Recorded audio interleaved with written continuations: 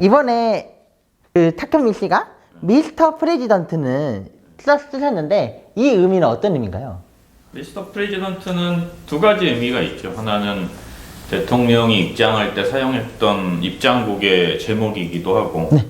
또 하나는 대통령 행사의 의미를 갖기도 하고, 두 가지 의미가 있다고 보면 되겠네요. 아, 어렸을 때 장래희망에 한 명씩은 대통령을 적었던 것 같아요. 네. 대통령과 가장 가까이에서 함께한 탁현민 씨가 경험한 대통령은 어떤 직업 같으세요? 근데 제가 제일 가까이 있었던 건 아니에요. 아, 저 그래요? 말고도 더 가까이 있던 분들도 있었고, 다만 이제 제가 했던 일이 대통령이 옆에서 하는 일이기 때문에 가까이 있는 것처럼 보인 측면도 많죠. 근데 여하튼 대통령에 이른 우리는 어렸을 때 대통령이라고 거기 장래희망을 썼을 때는 대통령이 되게 멋있고 자기 마음대로 할 수 있고 막 그 힘도 세고 원하는 대로 다 할 수 있는 것처럼 생각했기 때문에 장래희망의 대통령이라고 썼을 거 아니에요. 맞아요. 근데 제가 옆에서 보니까 실제로 대통령이 마음대로 할 수 있는 건 그렇게 많지가 않더라고요. 대통령은 항상 다른 사람의 말을 많이 들어야 되는 자리고, 또 많이 고민해야 되는 자리고, 많이 생각해서 결정해야 되는 자리고, 오히려 그렇게 마음대로 할 수 있는 것을 우린 권한이라고 하잖아요. 네. 권력이라고 하기도 하고, 그것보다는 책임이 훨씬 더 크구나라는 걸 많이 느꼈어요. 권력보다 책임. 그렇죠. 아, 그러면 상사로서의 문재인 전 대통령은 어떤 사람이에요? 엄했죠. 네. 엄한 아버지 같은 느낌? 뭐 그게 제일 적당한 표현인 것 같은데요. 엄한 아버지. 아버지는 어쨌든 사랑하잖아요, 자식들을. 네. 특별하게 이상한 관계만 아니면. 그러니까 애정이 있지만 애정을 표현하기보다는 엄하게 하셨던 것 같아요. 회사의 상사도 집에서 뭔 일이 있으면 그 직원들한테 뭔가 티를 내거나 하잖아요. 그런 분위기 같은 것도 많이 느꼈을 것 같아요. 뭔가 여사님이랑 싸우거나. 거의 그런 일이 없었죠. 이거 말씀하신 대로 사람이 자기가 개인적으로 힘든 일이 있거나 이러면 그게 티가 나게 돼 있잖아요. 네. 기분이 좋으면 좋은 대로, 기분이 나쁘면 나쁜 대로 티가 나게 돼 있는데, 그걸 이제 개인의 감정이라고 하면 그걸 상당히 절제하시는 분이었어요. 그래서 그런 모습을 잘 안 보였죠. 그래서 큰 변화가 없는 사람 같이 느껴지게 만든 거죠. 대통령과 어떻게 보면은 회사에서도 상사의 눈에 띄면 일이 더 많아진다 라고 하잖아요. 대통령과 가장 가까워졌다 그리고 또 멀어졌다 라고 느껴질 때는 언제였어요? 그런 건 이제 약간 감정적인 측면이 있는데, 아까도 말씀드렸지만 그런 감정을 많이 배제하고 일을 하시기 때문에 제가 뭐 특별히 이 일을 해서 내가 대통령과 더 가까워진 것 같다고 느끼지도 못했고, 또 반대로 일을 하지 않았다고 해서 대통령과 내가 멀어졌구나 이런 생각이 든 적도 없는 것 같아요. 그냥 딱 정해진 만큼 정해진 위치에서 정해진 수준으로 일을 했던 것 같아요. 그럼 청와대에서 일을 잘한다 못한다 라는 기준은 뭔가요? 글쎄요. 뭔가 대중들이 어쨌든 공무원들의 일이라는 건 목표라는 게 있고, 그 목표를 달성했느냐 안 했느냐로 평가받는 거잖아요. 네. 그러니까 뭐 오늘 인터뷰를 예를 들면 탁현민과 인터뷰를 했느냐 안 했느냐로 인터뷰어의 책임이 있는 거 아니에요. 똑같은 거예요. 그러니까 공무원들도 애초에 그 프로젝트를 시작할 때 어디까지 할 것인지, 성과는 뭔지가 있기 때문에 그 성과를 달성하면 그 과정이 어찌됐든 간에 일을 잘한 사람이 되는 거고, 그 성과를 달성하지 못하면 그 프로젝트는 실패하고 그 일을 했던 사람이 그 일을 잘 하지 못한 것으로 평가받을 수 있겠죠. 그러면 청와대에서 출근과 퇴근의 의미는 뭔가요? 출퇴근은 큰 의미가 없죠. 왜냐하면 청와대는 우리나라 안에서 이루어지는 모든 일에 대한 최종적인 책임을 지잖아요. 그거를 조금 어려운 말로 국가의 컨트롤 타워다 이렇게 얘기하는데, 그렇기 때문에 우리나라에서 밤에는 일이 안 이루어지는 것도 아니고 새벽에는 아무 일도 안 일어나는 것도 아니잖아요. 일은 언제 어디서나 어떤 방식으로든 일어날 수도 있고 일어나지 않을 수도 있는 건데, 그 일에 대한 전반적이고 최종적인 책임을 청와대가 지기 때문에 청와대에서 근무하는 사람들은 언제 어디서든 문제가 발생하면 일을 할 수 있어야죠. 대처를 할 수 있어야죠. 그러면 거의 가까이서 사셨던 거네요. 그렇죠. 뭐 사는 위치야 조금씩 다를 수 있어도 네. 어쨌든 문제가 발생하거나 상황이 발생하면 퇴근한 다음에도 일을 해야 되는 거고 다시 들어와서 일을 해야 되는 거고 아무 일도 없으면 잠깐 쉴 수도 있는 거고 뭐 그런 거죠. 여행도 마음대로 못 갔을 것 같아요. 여행은 마음대로 못 가요. 어. 계속 뭐 대통령과 항상 가까운 거리에 있어야 되니까 5년 동안은 뭐 제 마음대로 제가 놀고 싶다 그래서 놀고 이러진 못했죠. 그 여러 번의 사표를 냈는데도 거의 5년 꽉 채웠었잖아요. 뭐 그런 셈이죠. 네. 결과적으로. 네. 그 거의 마지막 퇴근길, 네. 저는 그게 되게 인상 깊었던 것 같아요. 네. 어떻게 기획을 하신 거예요? 그거는 제가 기획한 건 아니에요. 아, 그거는 대통령이 퇴임하시기 전날 오후에 청와대를 빠져나간다는 이야기를 사람들이 알고 자발적으로 모여서 마지막 퇴근길에 모여준 거지. 아. 제가 뭐 모여라, 뭐 모였을 때 어떻게 하자, 뭐 이런 얘기를 했던 건 아니에요. 그러면 처음에는 어떻게 그런 마지막 퇴근길을 예상을 하셨던 건가요? 통상적으로는 전임 대통령이 마지막 밤을 청와대에서 보내고 다음날 오전에 청와대에 계신 분들끼리 환송을 해드리고 그리고 나서 새 대통령의 취임식장으로 가서 취임식을 참석하고 그 다음에 고향으로 가시죠. 그게 일반적인 지난 역사 동안 전임 대통령들이 해왔던 건데 이번 정부에서는 청와대를 다음날 공개해버리겠다고 해서 그래서 하루 일찍 나오신 거예요. 그럼 공개한다고 했을 때 그런 안에 내부자로서는 어땠나요? 뭐 이렇게까지 할 필요가 있나라는 생각이 들었죠. 뭐 어차피 다음날 해도 크게 문제가 없는 일인데 전임 대통령이 마지막 밤을 청와대에서 보내게 해드리는 게 맞지 않나 그런 생각을 했었던 것 같아요. 그럼 만약에 나중에 후임 대통령들이 난 다시 청와대로 가고 싶다라고 하면 또 다시 청와대로 갈 수도 있을까요? 그럴 수 있다고 생각해요, 저는. 근데 뭐 그거는 이제 다음 대통령이 누구냐에 따라 다른 건데 어떤 식으로든 결정을 하겠죠. 근데 이제 확실한 거는 지금 용산은 이미 뭐 거의 1년 가까이 돼가고 있지만 여전히 그 대통령이 직무를 하기에는 부족한 부분이 많다는 걸 스스로들 느끼고 있을 테니까 고민이 많겠죠. 왜냐면 청와대 아예 내부 상황을 그런 시민들이 다 알아버렸잖아요. 네. 그래서 뭔가 들어가도 보안 때문에 더 철저해질 것 같거든요. 위치를 바꾸고 시설을 보강하고 뭐 여러 가지 방법이 있을 거라고 봐요. 아, 만약에 다시 쓰겠다면. 네. 탁현민 씨의 하루는 어땠나요? 지금요? 아니면 그 그때? 청와대에서 그리고 지금 지금은 주로 많이 자고 낚시하고 뭐 간혹 원고 쓰고 뭐 그렇게 좀 편하게 보내고 있고 그때는 아침에 뭐 한 6시쯤 출근을 하면 계속 일을 하다가 한 7시쯤 저녁을 먹고 퇴근할 수 있으면 퇴근을 하고 퇴근을 못하면 이제 계속 일을 하는 거죠. 그냥 계속 그렇게 보내는 거예요. 그럼 만약에 다시 네. 과거에 네. 탁현민이 된다. 네. 탁현민을 보면 청와대에 들어갈래 하면 들어갈 건가요? 아니 안 갈 것 안 같아요. 가요? 네. 그 이유가 뭐예요? 그러니까 그거를 또 다시 하라면 굳이 또 다시 할 이유가 없는 것 같아요. 그 당시의 상황으로 다시 돌아와서 내가 선택할 수 있다면 뭐 미래를 모르니까 아마 하겠다고 할 수 있지만 지금처럼 그 일이 어떤 일인지도 알고 또 내가 얼마나 많은 시간과 노력을 기울여야 되는지 알면 그걸 또 할까 싶긴 한데요. 별로 이렇게 또 한 번 더 해보고 싶다 이런 생각이 들진 않아요. 그러면 취미가 있나요? 취미가 있죠. 어떤 거요? 저는 여러 가지가 있어요. 뭐 낚시하는 것도 좋아하고 산에 가는 것도 좋아하고 좋아하게 됐고 또 빈둥빈둥 거리는 거 좋아하고 음식하는 거 좋아하고 네.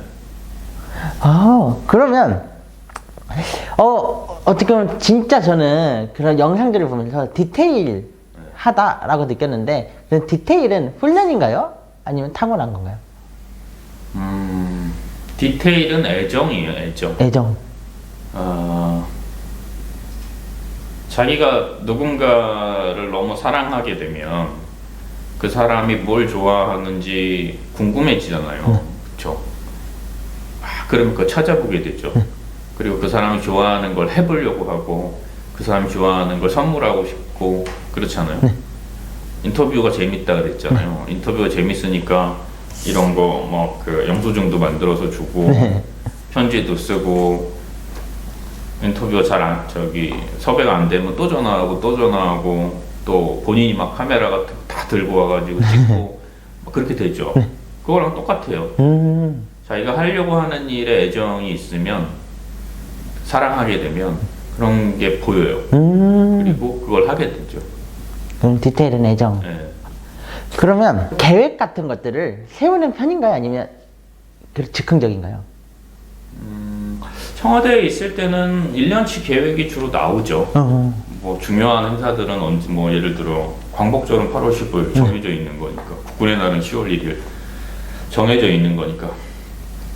이제 그런 것들 말고 어떤 시대라든지 상황에 따라서 막 갑작스럽게 해야 하는 일들이 있지만, 그것도 역시 제가 막 기획해서 하는 게 아니라 어떤 상황이 벌어지면 그 상황에 맞게끔 하는 거니까, 그런 의미에서 제 스스로의 스타일은 즉흥적일지 모르지만 제가 했던 일은 즉흥적일 수는 없는 일이죠.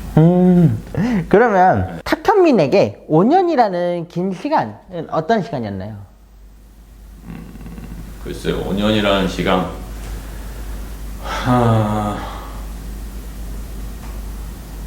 제가 한 명의 연출하는 사람으로 혹은 기획하는 사람으로 해볼 수 있는 모든 일을 다 했던 시간?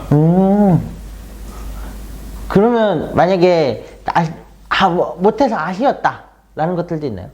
코로나가 좀 아쉬웠죠. 코로나가 2년 반 정도 있었잖아요. 네. 문재인 정부 거의 기간 반. 동안 네. 절반 가까이 되는데, 그렇기 때문에 뭐 제약이 많았죠. 할 수 없는 것, 혹은 규모를 줄여야 하는 것, 혹은 내용을 수정해야 되는 것, 이런 것들이 많아서 오히려 상상을 하거나 생각했던 것을 많이 못했죠. 대표적으로 어떤 것들이 있을까요? 글쎄 뭐 하나를 딱 꼽기보다는 하다못해 뭐 어떤 기념식 하나를 해도 이게 사람들이 많이 있는 데서 하는 것과 몇 명 앉아서 하는 건 분위기와 내용과 정서가 다르거든요. 똑같은 프로그램을 해도. 그런 면에서 사람들이 모이기 어려웠고, 또 무대에서 무엇인가를 구현하기 어려웠다는 건 상당히 큰 제약이죠. 기획하는 사람 입장에서. 예를 들면 뭐 여기서 인터뷰를 하는데 카메라를 쓰면 안 된다. 뭐 마스크를 무조건 둘이 써야 된다. 이러면 인터뷰의 내용이 달라질 수밖에 없잖아요. 그쵸. 똑같은 질문을 해도. 그런 거랑 마찬가지예요. 그러면 청와대 참모 중에서 가장 주목을 받은 것 같은데 부담도 있었을 것 같아요. 그건 어쩔 수 없다고 생각했어요. 아, 제가 그래요? 하는 일이 늘 눈에 드러나는 일이고, 청와대 일뿐만 아니라 세상의 모든 일들이 남의 이목을 끄는 일이 있고, 조용히 묵묵히 사람들이 있는 듯 없는 듯 지나가는 일이 있거든요. 그건 일의 성격에 따라 다른 거죠. 그렇기 때문에 뭐 부담이 안 됐다고 할 수는 없지만, 그게 제 일의 특성이죠. 제가 하는 일은 항상 눈에 띄는 일이고, 남이 그것을 평가하는 일이고, 평가받는 일이기도 하고, 그렇기 때문에 뭐 그건 어쩔 수 없다, 이렇게 숙명이다. 생각했던 것 같아요. 네. 그러면 끝까지 남아있던 이유, 버틸 수 있었던 이유는 뭔가요? 제가 중간에 한두 번 사표도 썼었잖아요. 네.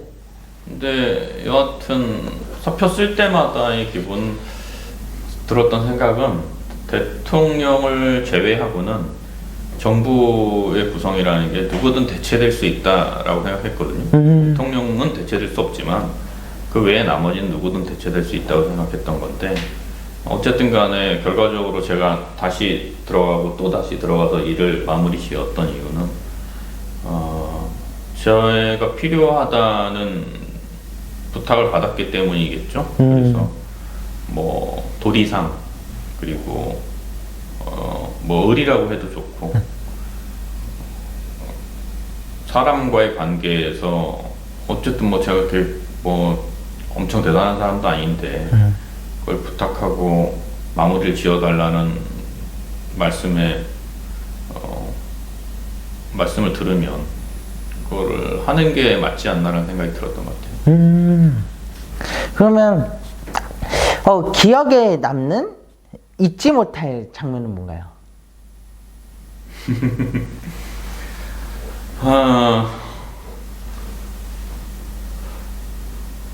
글쎄요. 너무 많은 장면들이 있어서 책에 있는 모든 장면들이 다 잊지 못할 장면들이죠. 그래서 뭐 특별히 어떤 한 장면을 꼽기가 어려워요. 아, 그래요? 예. 그러면 저한테 뭐 예를 들어 뭐 어떤 한 장면을 얘기한다면 저는 그 장면에 대한 이 모든 이야기를 다 할 수 있거든요. 뭐 아주 사람의 이름이라든지 이런 건 잊어버릴 수 있어도. 그렇지만 그 외에 거의 대부분의 상황적인 장면들은 저한테 깊이 박혀 있기 때문에 그 정도로 뭐 저한테는 각각의 날들 뭐 각각의 장면들이 중요하죠. 그러면 정치인이 또는 정치 집단이 어떤 모습이어야 가장 호감이 있다고 생각하세요? 글쎄요. 정치인 약간 아이러니하죠. 우리는 정치인을 뽑을 때 네. 가장 정치인 같지 않으면 좋아하지 않나요? 소탈하고 정치인 같지 않아. 저 사람은 정치인 같지 않아. 하지만 정치를 하는 사람을 되게 좋아하는 경향이 있죠. 뭐 저 사람 대통령인데 대통령 같지 않고 소탈해. 이런 거 좋아하잖아요. 정치인이 그 얘기는 진짜 정치라는 게 어쨌든 공감과 이해의 폭이 넓어야 하는데 모든 사람에게 다 그렇게 대할 수는 없겠지만 정치라는 것이 갖고 있는 본질이 무엇인지를 좀 많이 생각하고 사람들을 깊이 이해할 수 있는 사람이 정치를 하는 게 좋지 않나 그렇게 생각해요. 그러면 항상 마음처럼 되진 않기 때문에 보여주고자 했던 것들이 오해를 만들면 굉장히 답답하고 힘들 것 같아요.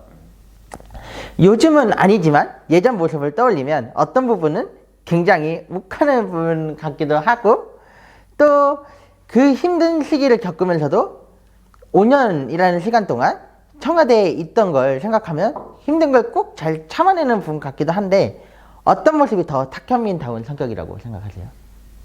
한 사람 안에는 진짜 여러 가지 모습이 있어요. 저는 어떤 사람이든 하나로 규정되는 건 늘 억울하다고 생각해요. 그 사람 입장에서 보면. 그 사람의 어떤 측면은 상당히 감정적인 측면이 있는 거고 동시에 또 어떤 측면은 상당히 냉소적이고 냉정한 측면이 누구에게나 있을 수 있죠. 어떻게 보면 상당히 보수적인 면이 있고 또 보수적인 사람이 갖고 있는 진보적인 사상이 있을 수도 있는 거고 그래서 한 사람을 평가할 때 그 사람의 다양한 면을 함께 봐야지 그 사람의 어떤 한 단면을 보고 이 사람은 이런 사람이다 라고 규정하는 건 되게 무모한 짓이라고 생각해요. 제일 좋은 거는 그 사람에 대해서 평가하지 않는 거죠. 저는 사람에 대해서 평가하는 사람을 신뢰하지 않아요. 야, 그 사람은 이런 사람이야 라고 얘기하는 사람 자체를 별로 신뢰하지 않아요.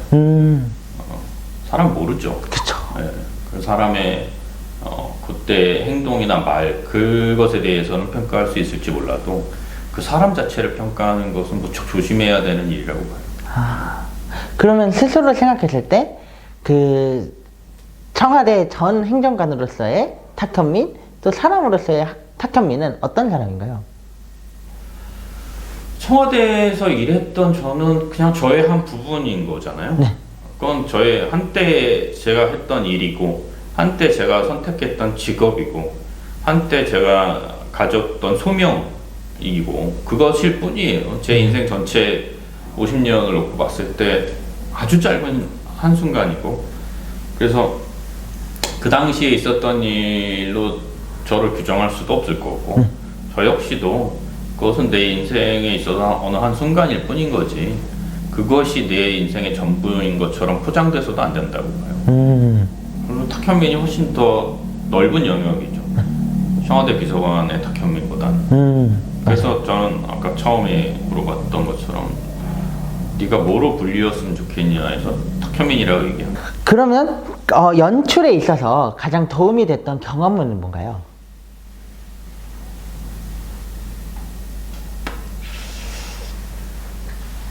연출도 그렇고 세상의 모든 일들은 이미 그 일을 앞서서 했던 사람들이 있잖아요. 그리고 누적된 결과물들이 쌓여 있단 말이에요. 그것을 공부하면 다 할 수 있어요. 그게 영화든 뭐 연출이든 기획이든 무엇이든 간에 인터뷰든 뭐 출판이든 그래서